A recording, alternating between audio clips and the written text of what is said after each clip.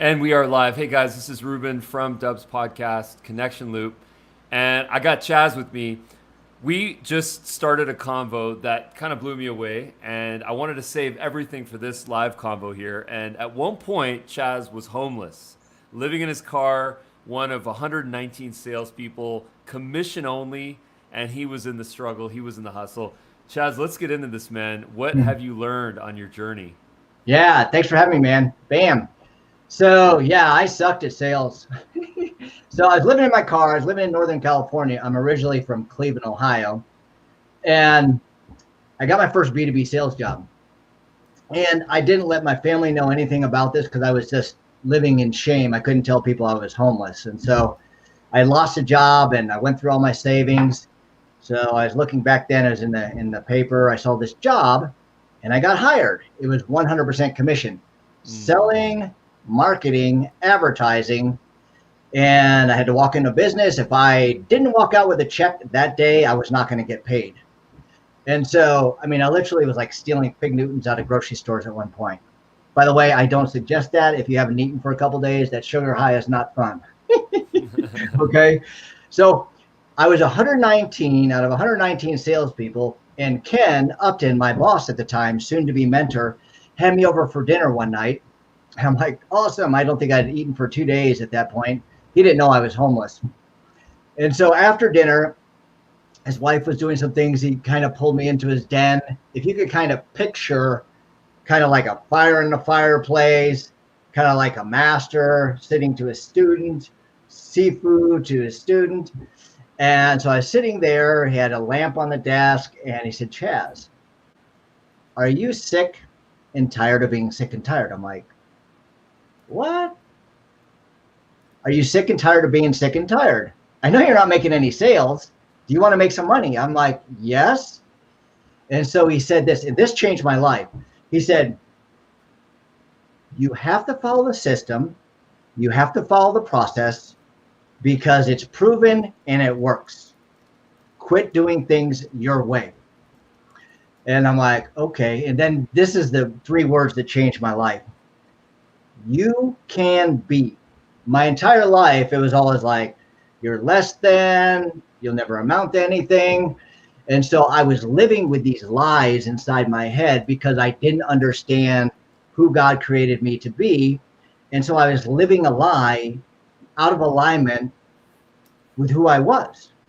And so when he said those words, you can be, it was almost like, whoa, you can be. And then he followed with, the number one salesperson in this company. Again, you got to follow the system. You got to follow the process. You can't do things your own way. And so I left that meeting, and the next day I started doing things their way. I started following there's a script I had to go over word for word for word.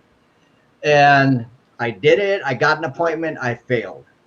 I just started executing, and I was failing, and I was leaving those failures after I would own those failures and ask myself question, crap, I'm going to make this work. He says I can be the number one salesperson. I was 119th. I go, I can be. So I kept doing it. Then finally, I think it was the end of week 1, I got my first sale. Then in 30 days, I didn't become the number one salesperson, but I went from 119th to number 3. And I moved out of a place with automatic windows, which was very nice. And I was able to eat on a regular basis. So those words, you can be, and the number one salesperson, yeah, that's great, but you can be. So that was something that changed my life. And I've taken that message from Ken. I've tried to look him up now just to tell him how he's changed my life with those 3 words. I can't find him. He may have passed away now. But that's how powerful words are in people, on the negative side or the positive side. And so that was the foundation of where my sales career started. Wow, man, that's a hell of a journey. You know, that struggle is inspiring, man, and how you overcame that. And I think that what my takeaways are here in the story is that you had a talk about having a need to be successful. I mean, talking about a basic survival need that you had to move into a different situation in your life. And I think a lot of us find ourselves trying to tap into our needs, but unfortunately, a lot of us, I feel like, are not tapping into the right needs of why we want to be successful. We're tapping into, I want to serve my ego. I want to look a certain way. I want to be a certain way. I want to be perceived in a certain way, as opposed to going to the root of why we want to be whatever it is that we want to be. What would you say now, after so many years, is your driving factor? So are you trying to say I'm ancient? No, I'm just messing with you. So I'm trying to say you've evolved okay. in a very impressive way. I did. So to go to your point, Ruben, I think you bring up a really good point. I was still all up, show me the money, and be successful. You can be. I was still mixed up and jacked up in my head with where I was, and I was thinking, if I just be successful and I just get to this certain level, I'll be happy. I don't think I was saying those words happy, but that was the mentality in my mind. And so year after year after year, I had this driving force, because if you lack significant, you're told you're less than, a lot of times you overcompensate with a certain area in your life. And so what I did is I just dove into sales, and I became the best in every place I worked for. There was a couple of exceptions, but I was near the top or way over the top, and you blew through a lot of the sales records for most of the companies I worked for. That being said, are you familiar with the DISC profile, the DISC? Yeah. Mm-hmm. Okay. So I'm a DI, but my I is higher than my D. And for everyone listening, I could use some animals for you guys to understand. D would be like a lion, a dominant force. I would be like an otter, very playful, fun-loving. C is like a beaver, very detailed. If you look at beaver dams, how they put those things together. And then S is kind of like a golden retriever. So I'm a high I, fun-loving. I have a D. I lived most of my sales career, like 2000 through 2012, 2011, or 13, 14, as a D, which was out of alignment with who I am because I'm a high I.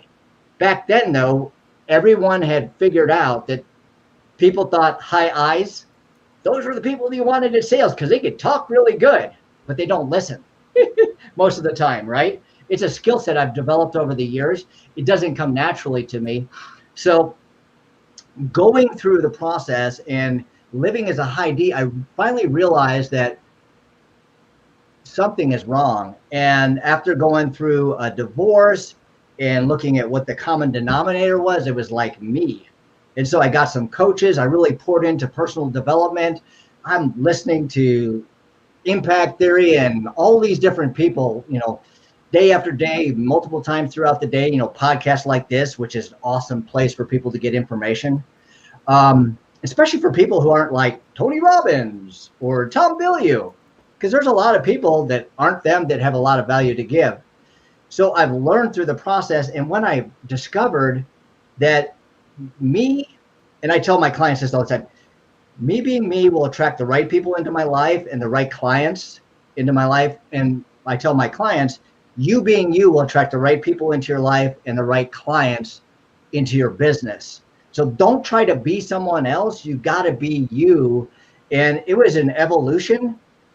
And I think Chazon, if you say it's Hebrew, Chazon, is spelled Chaz own. I have nothing to do with the book, Chazown by Greg Cashel, really helped me uncover kind of my why.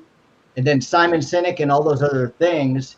So all that stuff, going through that crap in my life, trying to, be significant to my dad who, basically left me. It didn't leave me like at a fair or something. He just disappeared and I thought he had died. He was gone for like 5 years of my life. But a lot of times if we don't have a father role model in life, we try to prove ourselves to our dad, because if someone leaves us, that must mean we internalize that as a kid and we take it into our adult life.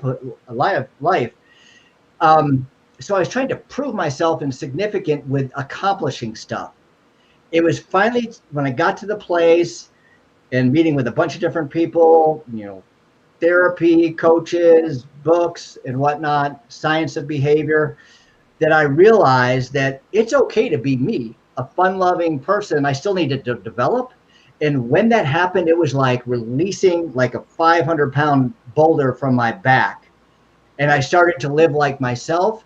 And I started to live with, I'm happy with where I am. So that doesn't mean that I don't want to get better.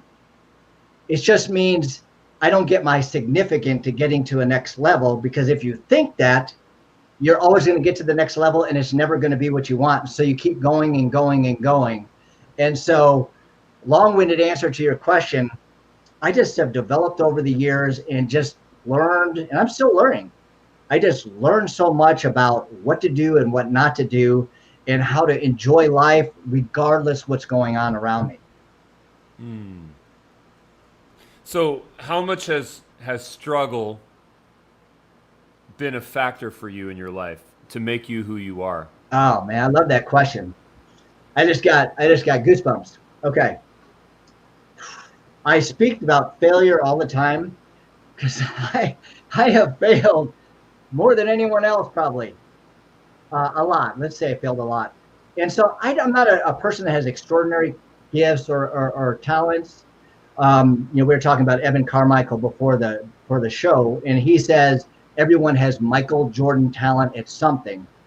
And so when I got into kind of my zone with who I am, and this is my why, is helping people from the pain from my past, helping people understand their potential, like Ken did for me, and then helping them realize it is what makes my day, except for my grown kids and seeing them grow and mature.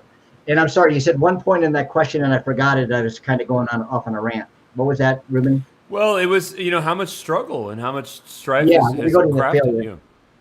So in the failure, I just learned you have to embrace it. It's so easy to try something and get outside our comfort zone and then fail and then withdraw back in.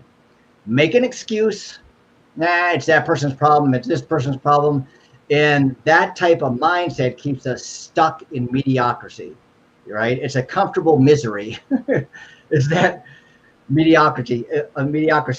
So what I learned to do is I learned to start embracing the failure, understanding that failure was a stepping stone, a step in the process to get to the next level.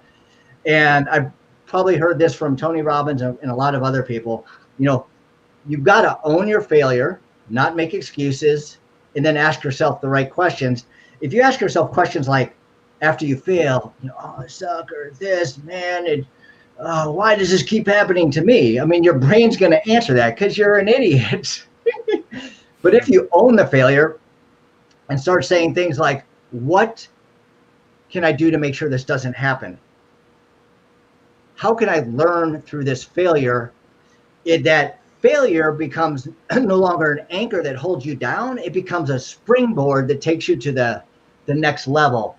And so the struggle, to your question, Ruben, is I really discovered my identity through my struggle because I embraced the struggle and I stopped resisting it. I used to always want to get to a place where I got to one level and I was just happy and I could just sit back and do this. It's not life. We are created. I fully believe we are created to face struggles because it's through the struggles we become who we're created to be. That's beautifully stated. Isn't that interesting that so much of our lives and so much of our efforts is actually to avoid pain and to avoid struggle and to avoid failure. Yet those are the very things that ultimately craft us to who we are supposed to be. Big time. Talk about a paradox. Now, one would have to be a total masochist to say, I love struggle, I love failure, I love getting my ass whipped, because I know that, 2 years from now, I'm going to look back and I'll be like, oh, I'm so glad I was homeless in my car because now I can realize that I need to be this. How can we find a way in order to get all the benefits from failure without all the terrible pain that it can cause? Failure causes pain to people in different ways. Some people go bankrupt, they lose their families, they lose their homes. Other people, they have this cushion. and it's through maybe choices, sometimes it's luck, that it doesn't hurt as bad, that the repercussion, they're not as bad. So I ask you this, and I don't know if anyone knows the answer, maybe you do, but how do we make our failures sting less, but at the same time help to craft us to who we are supposed to be? Yeah. Well, first of all, you got to have resiliency. Okay, that's one thing. And we have to understand its perspective. And when you start getting the perspective, that paradigm shift, that it's a step in the process as opposed to, I can't do this anymore. And we don't dramatize it. So, Extreme Ownership, Jocko Willink. Are you familiar with that book? Yeah. Awesome book. I've been through it seriously like 75 times. Sometimes when I can't wake at night, I'm awake at night, I can't go back to sleep, I'll put it on my Audible. And so his big thing is extreme ownership and owning everything. So like I was mentioning earlier, you own your failure, you ask yourself the right questions, but you don't dramatize it. And this is to your question, is we have to not keep playing it over and over and over and over again. And I was big into that. I was big into looking to do something to bring joy into my life.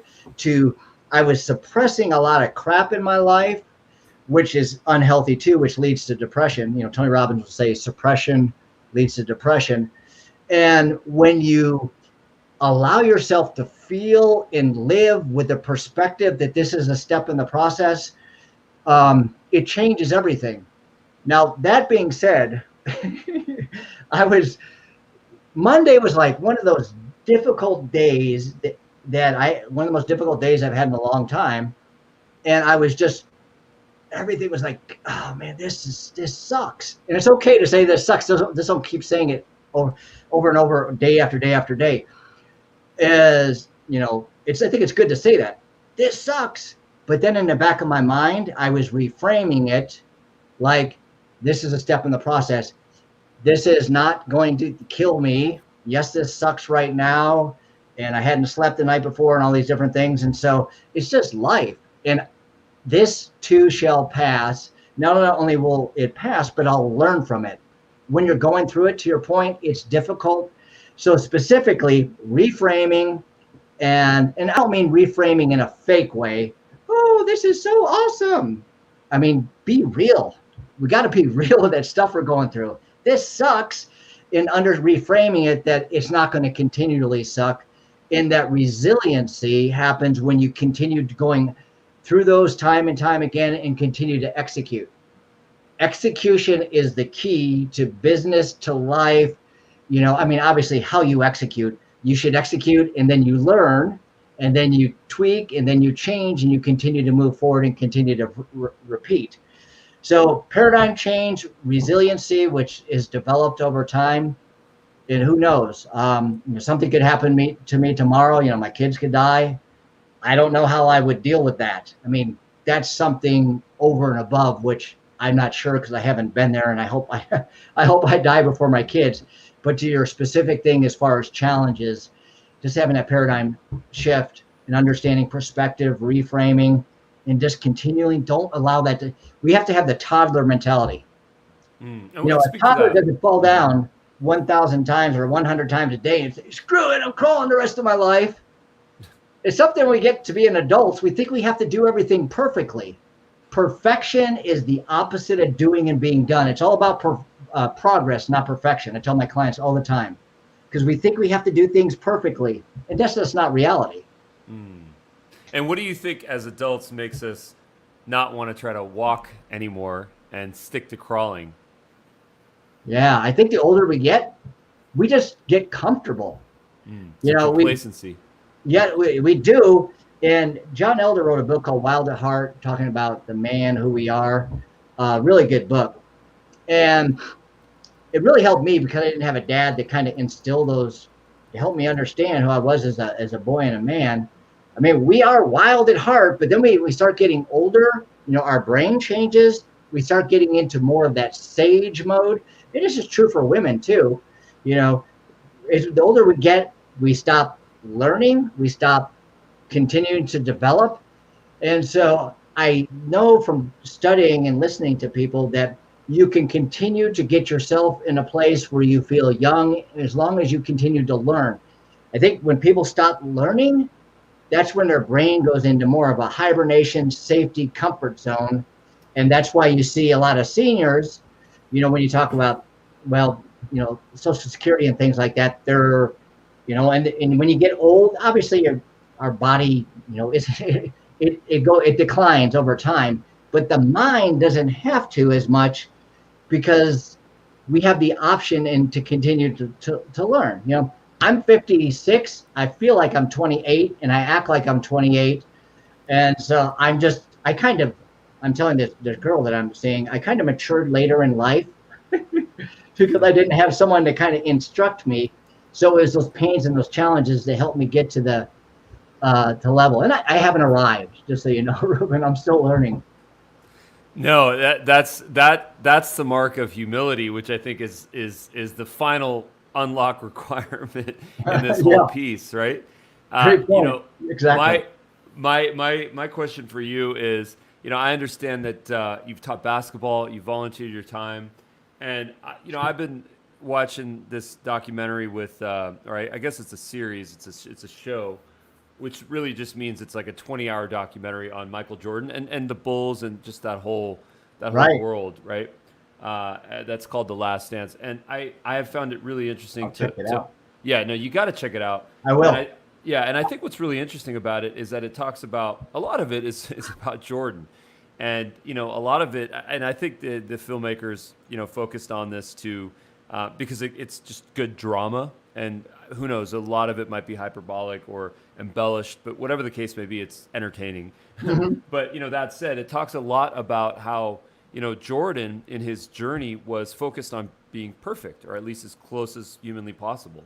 Right. And that in that journey to be perfect and to be the best basketball player ever, of course, he had to step on some toes.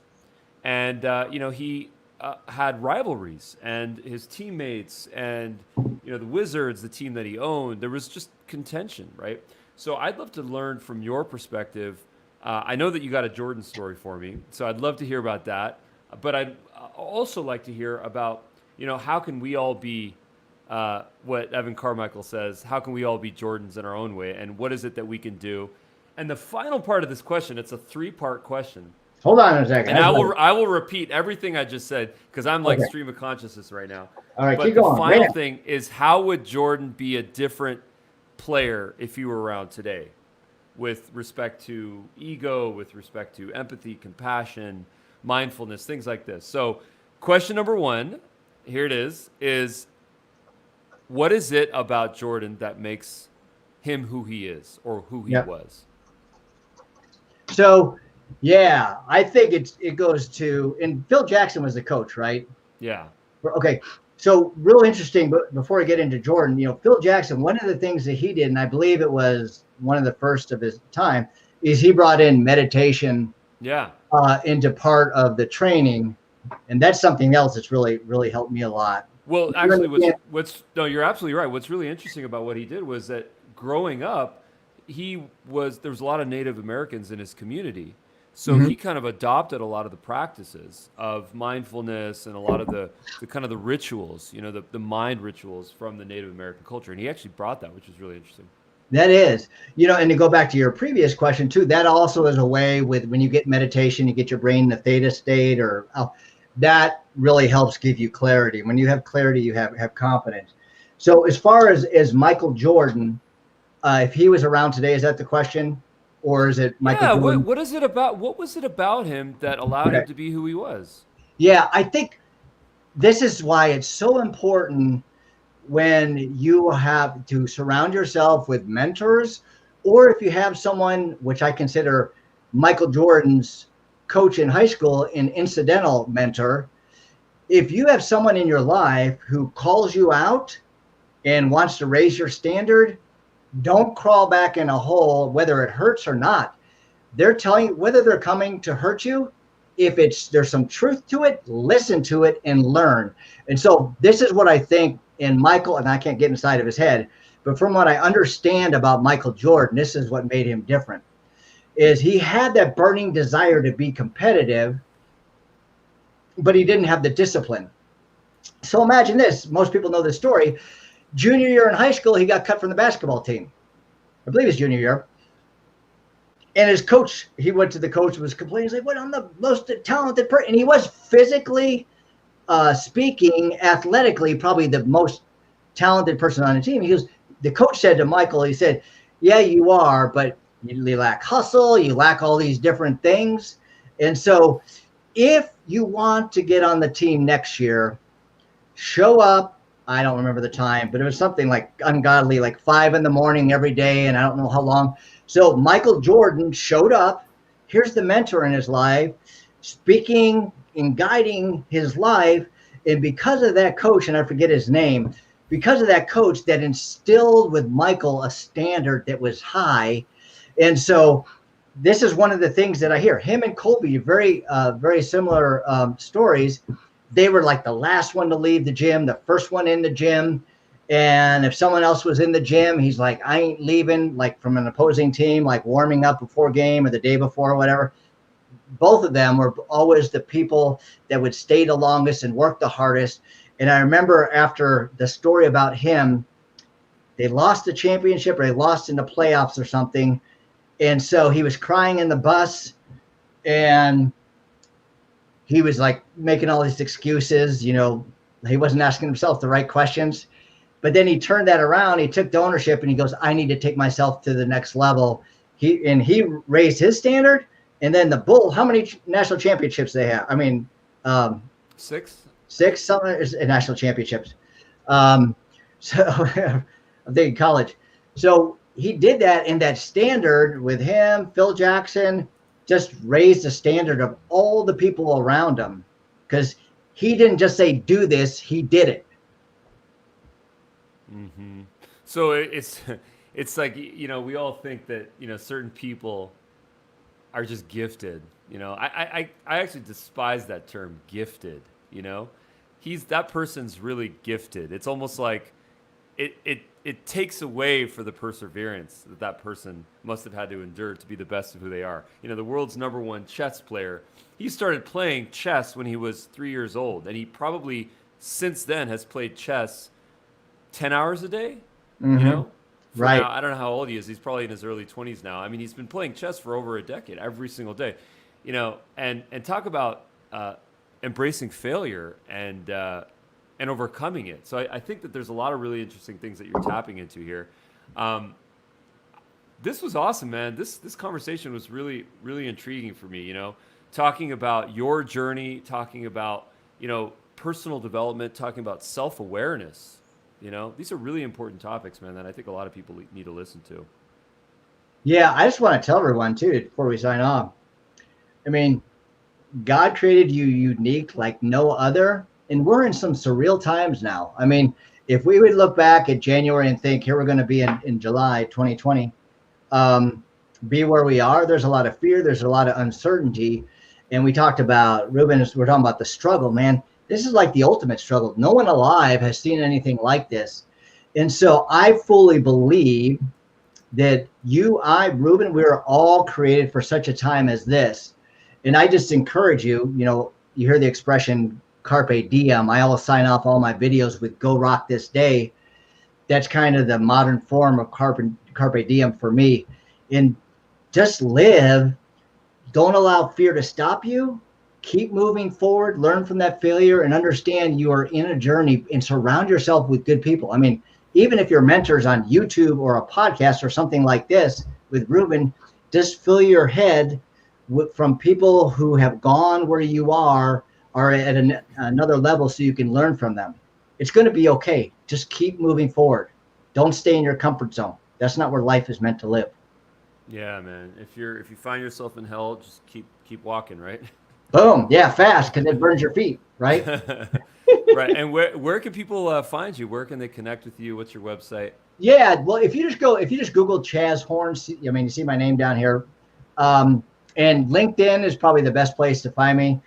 That's where I spend most of my time. I have a LinkedIn program to show people how to build their business based on emotional intelligence, not spamming. So if you reach out to me, just mention this show, because I get tons of requests to connect, and I don't connect with everybody. So if you mention the show, Ruben or something like that, I mean, that's how we got connected, right? Yes. You reached out to me. Yeah. And so I saw Ruben, and I went to his website, and I was like, this is kind of a fun guy. I want to talk with him. So yeah, go there, connect with me, and I love to collaborate and network with people. That's another key thing we need to do nowadays. Well said, Chaz. Well, thank you so much, man. Awesome. See you on LinkedIn. All right, man. Thanks for having me. Go rock this day.